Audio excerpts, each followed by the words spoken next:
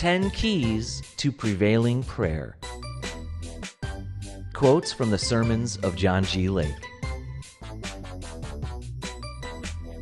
God's purposes come to pass when your heart and mind get the real God cry, and the real God prayer comes into our spirit, and the real God yearning gets our nature. Something is going to happen then. The hunger of a man's soul must be satisfied. It must be satisfied. It is a law of God, and that law of God is in the depth of the Spirit. God will answer the heart that cries. God will answer the soul that asks. Christ Jesus comes to us with divine assurance and invites us when we are hungry to pray, to believe, to take from the Lord that which our soul covets and our heart asks for.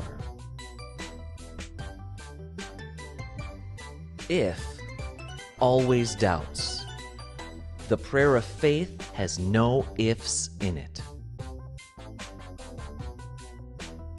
There is only one prayer that is answered. It is not prayer that is answered, but it's the prayer of faith. It is the prayer of faith that will save the sick. Believing prayer is not much noise. Believing prayer may not be any noise at all. Believing prayer is a committing, an intelligent committing of yourself to God, and your mind is stayed in God, and your heart is stayed in God, and you are walking in God. You're ready to die rather than go to anyone but God. That is the real believing prayer. That is the continuous prayer. That is prevailing prayer. It is not our long prayers, but believing God that gets the answer. A weak Christianity is always inclined to whine in prayer, while God waits for the believer to command it. That is a place of extreme weakness in Christian character. Very frequently, prayer is made a refuge to dodge the action of faith. And just exactly as Moses came down and began to pray instead of honoring God's command to use his staff, so many times our prayer becomes offensive to God. Because instead of praying as Moses did, God demands us to stretch forth our hand and exercise our staff of faith to divide the waters.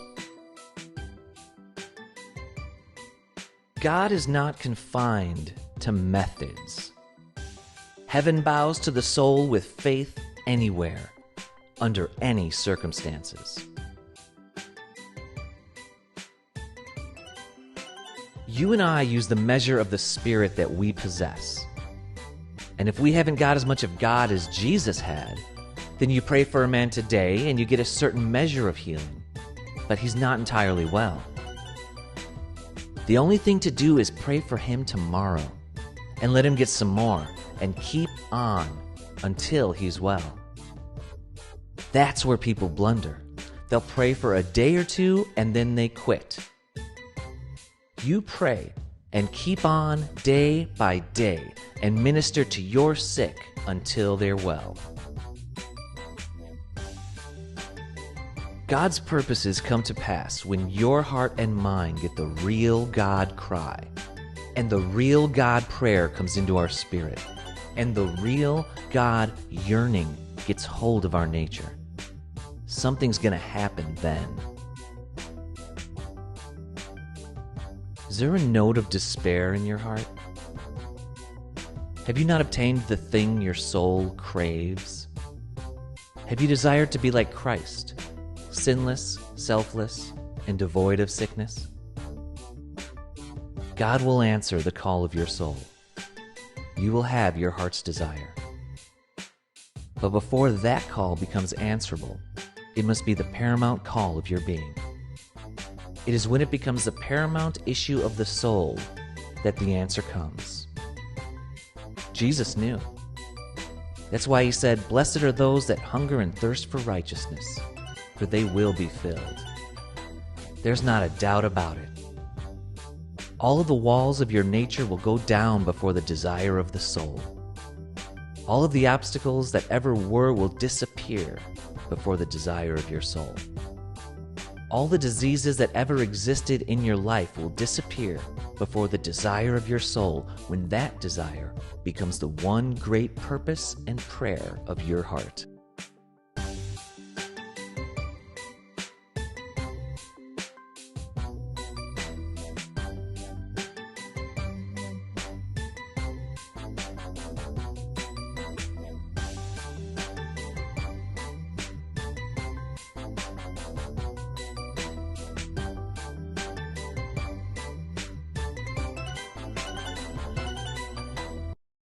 For exclusive products, content, and more, visit patreon.com/Reverend Elation.